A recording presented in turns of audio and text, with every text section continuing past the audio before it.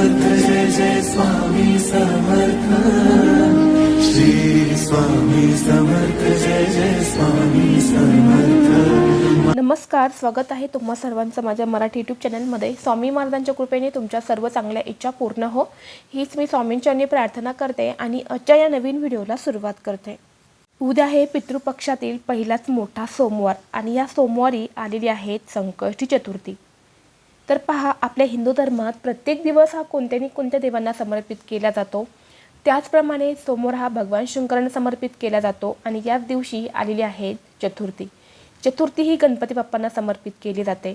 गणपती बाप्पा हे आपल्या लाडके भोलेनाथ म्हणजे भगवान शंकरांचे पुत्र आहेत आणि ही चतुर्थी पितृपक्षात देखील आली आहेत, म्हणून या चतुर्थीला एक विशेष महत्त्व देखील दिलं जातं।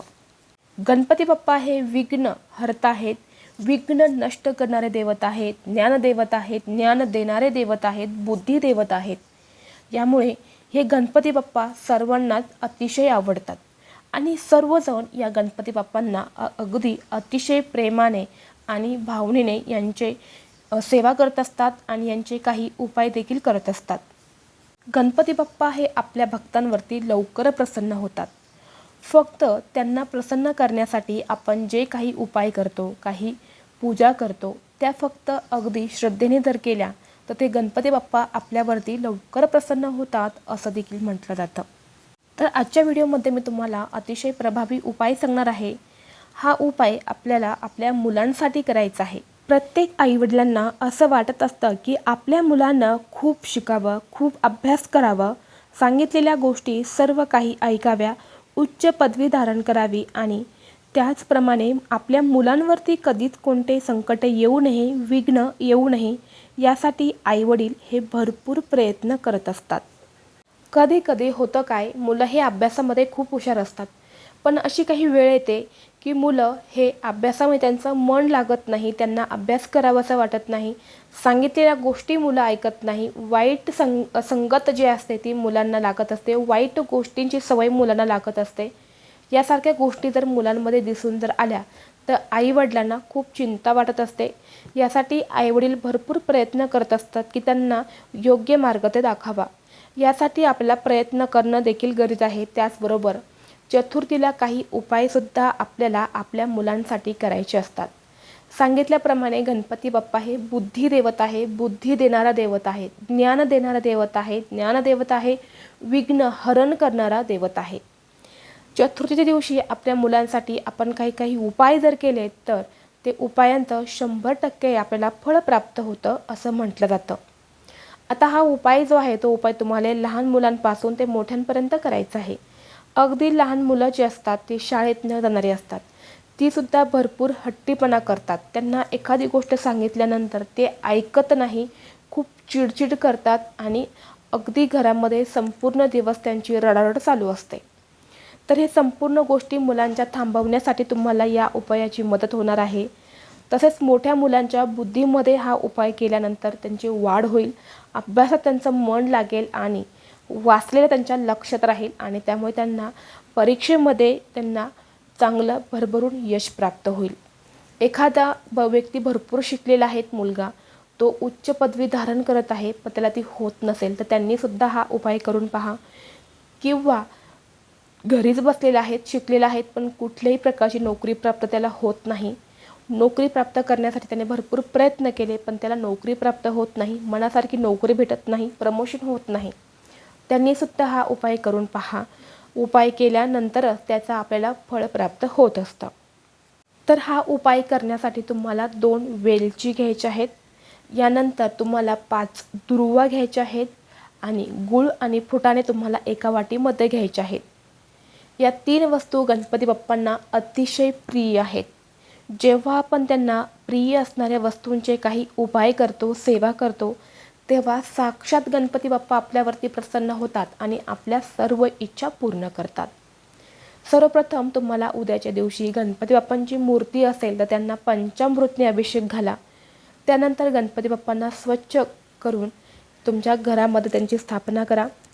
यानंतर तुम्हाला काय करायचं आहे, त्यांना प्रिय असणारे जास्वंदाचं फूल अर्पण करा, दुर्वा अर्पण करा। तर तुम्हाला हा उपाय करताना सर्वप्रथम तुमच्या देवघरामध्ये दिवा हा प्रज्वलित करून घ्यायचा आहे, किंवा तुमच्या घरामध्ये जे पण गणपती बाप्पांची मूर्ती किंवा फोटो असेल तिथे तुम्हाला दिवा हा प्रज्वलित करून घ्यायचा आहे. दिवा हा प्रयत्न करा, तुमच्याकडे तूप असेल तर तुपाचा आवर्जून दिवा लावा. जेव्हा आपण देवतांना प्रसन्न करण्यासाठी तुपाचे दिवे वापरतो, म्हणजे तूप असणारे दिवे लावतो, त्यावेळी देवदेवता आपल्यावरती लवकर प्रसन्न होतात असं म्हटलं जातं. तूप असेल तर तुपाचा दिवा लावा, नसेल तर तुम्ही तुमच्याकडे तेल असेल तेलाचा लावला तरीसुद्धा चालेल. यानंतर तुम्हाला त्या गणपती बाप्पांसमोर गूळ आणि फुटाण्याचा तुम्हाला नैवेद्य ठेवायचा आहे. शेजारी थोडंसं पाणी देखील तुम्हाला त्या बाप्पांना ठेवायचं आहे. यानंतर तुम्हाला 21 दुर्वा आणि 2 लवंगा या तुमच्या मुलांच्या हातात द्यायच्या आहे. तुमची मुलं तुमच्याजवळ राहत असतील तर मुलांना सोबत घेऊन हा उपाय करा. बाहेरगावी राहत असेल तर उपाय कसा करायचा ते सुद्धा मी तुम्हाला सांगणार आहे. काय करायचं आहे तर या 2 लवंगा आणि दुर्वा हे तुमच्या मुलांच्या उजव्या हातात तुम्हाला द्यायचे आहे. उजव्या हातामध्ये दिल्यानंतर तुम्हाला तुमच्या मुलांना देवघराशेजारी बसवायचं आहे आणि सर्वप्रथम तुम्हाला गणपती बाप्पाचं अथर्व शिष्य जे आहे त्याचं तुम्हाला पठण करायचं आहे. आईने वाचलं किंवा आजी आजोबाने वडिलांनी वाचलं आणि मुलांनी ऐकलं तरीसुद्धा चालेल, किंवा मुलाने स्वतः वाचलं तरीसुद्धा चालेल. श्रवण केलं तरी चालेल, पण प्रयत्न करा तुम्ही याचं पठण कराल. पण तुम्हाला वाचता लिहिताच येत नाही तर तुम्ही श्रवण केलं म्हणजे ऐकलं तरीसुद्धा चालेल. गणपती अथर्व शिष्य म्हणून झाल्यानंतर तुम्हाला गणपती बाप्पांचं संकटनाशक जे स्तोत्र आहे त्याचंसुद्धा तुम्हाला पठण किंवा श्रवण करायचं आहे. एकदाच करायचं आहे. एकदा अथर्व शिष्य, एकदा संकटनाशक स्तोत्र. त्यानंतर तुम्हाला तुमच्या मुलांच्या हातानेच या 2 वेलची आणि दुर्वा या गणपती बाप्पांना अर्पण करायचे आहे आणि तुमच्या मुलांना गणपती बाप्पांच्या पाया पडून तुमच्या मुलांना स्वतःलाच गणपती बाप्पांकडे मागायला लावायचं आहे की माझ्यामध्ये असे वाईट गुण लागलेले आहेत, मी चिडचिड करतो, माझा राग मला कंट्रोल होत नाही, माझी अभ्यासात प्रगती होत नाही, माझं वाचलेलं लक्षात राहत नाही, असं तुमच्या मुलांनी स्वतः गणपती बाप्पांना सांगून प्रार्थना केली तरीसुद्धा चालेल, किंवा आईने मुलांसाठी ही प्रार्थना केली तरीसुद्धा चालेल. जे छोटे मुलं असतात त्यांना तर बोलता येत नाही तर आईने ही प्रार्थना केली तरीसुद्धा चालेल. यानंतर ह्या 2 वेलची तुम्हाला तिथे ठेवून द्यायच्या आहे. ह्या 2 वेलची मुलांनी ठेवल्या किंवा आईने ठेवल्या तरीसुद्धा चालेल.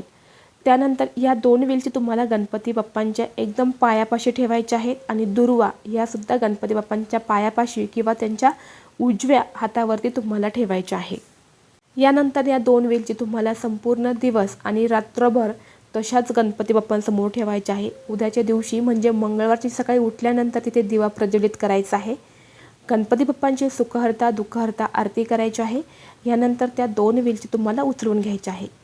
या 2 वेलचीमधून तुम्हाला 1 वेलची जी आहे ती तुम्हाला मुलांच्या कायम स्कूल बॅगमध्ये ठेवायची आहे.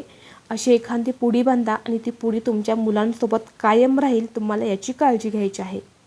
मुलं लहान असेल तर ती आईने तिच्याजवळ ठेवायची आहे किंवा पर्समध्ये ठेवायची आहे. त्यानंतर 1 वेलची जी आहे ती वेलची तुम्हाला मुलांना दुधामध्ये घालून प्यायला द्यायची आहे, किंवा एखादा गोडाचा पदार्थ बनवा काहीतरी आणि त्यामध्ये ती वेलची बारीक करून तुम्हाला मुलांना खाऊ घालायची आहे. मुलांनाच खाऊ घालायची आहे, इतर घरातल्या सदस्यांनी कोणीही खाता कामा नये. मुलं बाहेरगावी शिकायला आहेत आजी आजोबाकडे, तर आजी आजोबांनी हा उपाय केला तरीसुद्धा चालेल. पण मुलं हॉस्टेलला राहत असतील तर हा उपाय तुम्हाला करता येणार नाही. ज्या पण चतुर्थी तुमचे मुलं घरी येतील तेव्हा त्या मुलांसाठी तुम्ही हा उपाय करू शकतात. तर असा हा अत्यंत प्रभावी उपाय तुम्हाला उद्याच्या चतुर्थीला आवर्जून करायचा आहे. याचा मुलांना नक्कीच फायदा तुम्हाला दिसून येईल. मुलांच्या इच्छा पूर्ण होतील, त्यांची संकट दूर होतील, विघ्न दूर होतील, अभ्यासात त्यांना प्रगती होईल, नोकरीत त्यांना यश प्राप्त होईल आणि मनातील प्रत्येक इच्छा त्यांची पूर्ण होईल. मासिक पाळी आहे, सुतक आहे, मग हा उपाय करावा का? तर अजिबात नाही. मासिक पाळी आणि सुतकामध्ये कोणतेही उपाय हे करू नये. जर तुम्हाला आजचा हा व्हिडिओ आवडला असेल तर व्हिडिओ लाईक करा. चॅनलचे नवीन असाल तर चॅनलला सबस्क्राईब करा आणि असेच माहितीपूर्ण व्हिडिओ पाहण्यासाठी बेल आयकॉनलाही प्रेस करा. चला तर मग भेटू असंच पुढल्या एका नवीन व्हिडिओमध्ये. तोपर्यंत सर्वांना श्री स्वामी समर्थ.